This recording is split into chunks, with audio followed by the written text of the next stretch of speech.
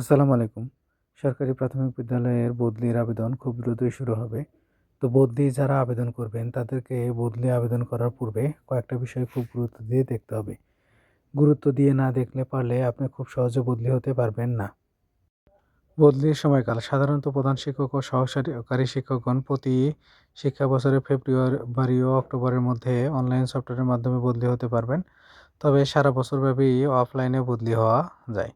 বদলির কর্তৃপক্ষ জেলা প্রাথমিক শিক্ষা অফিসার তার নিজ অধিক্ষেত্রে একই উপজেলা থানার মধ্যে সংশ্লিষ্ট উপজেলা থানা শিক্ষা অফিসারের সুপারিশক্রমে সহকারী শিক্ষকদের আন্তঃ উপজেলা থানায় অনলাইন বদলির অনুমোদন প্রদান করবেন।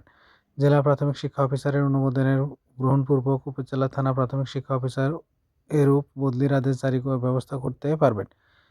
এখানে অনেকগুলো বিষয় বলা হয়েছে, সবগুলো বিষয় তেমনটা গুরুত্বপূর্ণ নয়।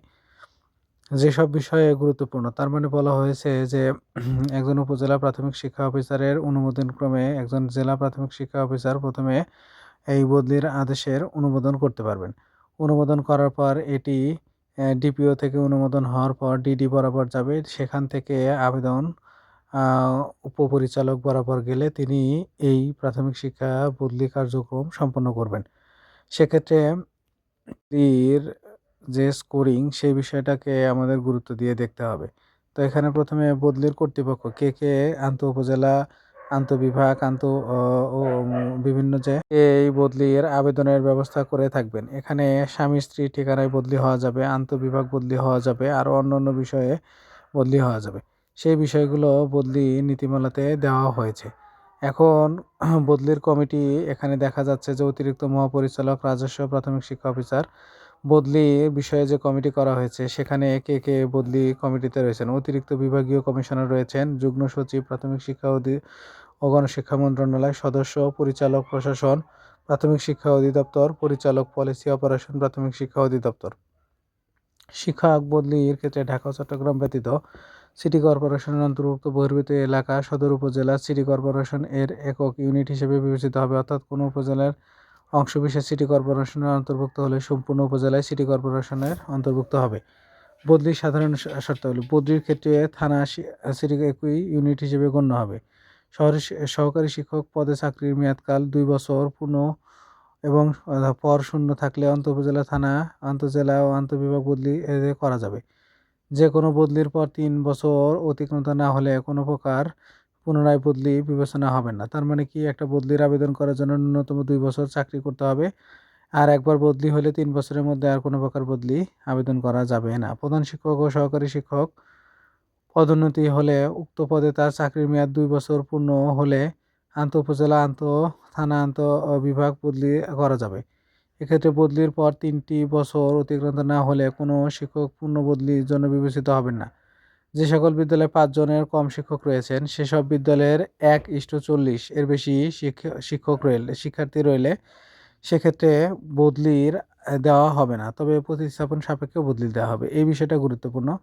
5 জনের কম শিক্ষক থাকলে সেখানে সরাসরি বদলি দেওয়া হবে না। 1:40 এরকম যদি থাকে তাহলে একজনকে দেওয়া যাবে, এবং 4 জনের শিক্ষকের কম থাকলে 4 জনের কম শিক্ষক থাকলে সেক্ষেত্রে বদলি দেওয়া যাবে না, এবং বদলি হলেও প্রতিস্থাপন সাপেক্ষে বদলি হতে হবে। আর প্রতিস্থাপন সাপেক্ষে বদলিটা খুবই ঝামেলাযুক্ত বদলি, কারণ এখানে আপনাকে অনেক দিন একটা সাপেক্ষে ঝুলে থাকতে হবে। নতুন শিক্ষক না হলে আপনি সেখান থেকে অবমুক্ত হতে পারবেন না। আর এবার যে নিয়মটা করা হয়েছে সেখানে 6 মাসের মধ্যে যদি নতুন কোনো শিক্ষক না সেখানে জয়েন করে তাহলে আপনার আম সেখান থেকে আর বদলি হতে পারবে না, অটোমেটিক্যালি সেটা ক্যানসেল হয়ে যাবে।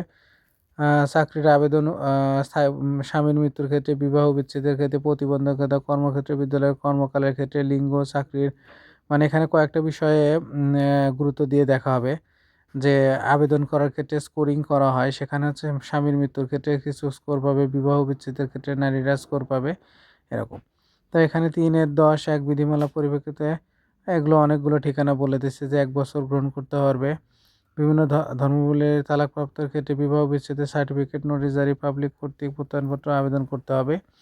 এগুলো বলে দিয়েছে যে আবেদন করার জন্য আপনার কি লাগবে।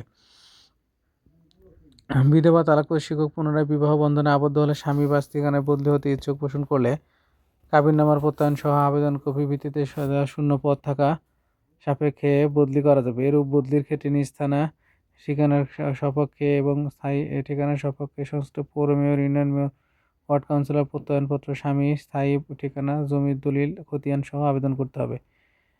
চলতি দায়িত্বপ্রাপ্ত প্রধান শিক্ষক শুধুমাত্র কর্মরত উপজেলা থানার মধ্যে বদলি হতে পারবেন। প্রধান শিক্ষকের উপজেলা, আন্তঃজেলা, আন্তঃবিভাগ বদলির ক্ষেত্রে সর্বশেষ জারিকৃত পদোন্নতি বিধানের আলোকে পদোন্নতি যোগ্য মোট পদের সর্বনিম্ন 10% পদে পদোন্নতির মাধ্যমে নিয়োগপ্রাপ্ত প্রধান শিক্ষক ও সরকারি নিয়োগপ্রাপ্ত মোট শিক্ষকের কিছু বলা হয়েছে। স্বাস্থ্য ও প্রশাসনিক কারণে বদলি, বিভিন্ন রকমের বদলি আছে এখানে, অনেকগুলো কারণের মধ্যে এটা একটা। কিছু কিছু দুরারোগ্য আছে যেগুলোর কারণে আপনার বদলি স্কোরিং পাবেন 5 বছর নেমে যায়, তাহলে সে বিশেষ বদলি করতে পারবেন।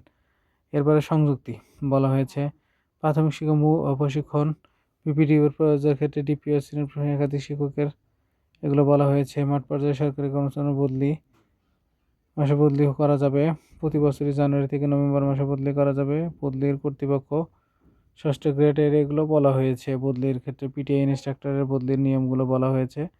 তো সব ক্ষেত্রে অনেকগুলো বদলির নিয়ম আমরা আজকে দেখতে পেলাম। তো যারা বদলির আবেদন করবেন এই পিডিএফটা আমার কমেন্ট বক্সে দেওয়া থাকবে, সুন্দর করে দেখে নেবেন, তাহলে বদলির আবেদন করার ক্ষেত্রে আপনাকে আর কোনো ঝামেলা পোহাতে হবে না। আপনি নিজে নিজে দেখে দেখে বুঝতে পারবেন যে কীভাবে বদলির আবেদনগুলো করতে হয়।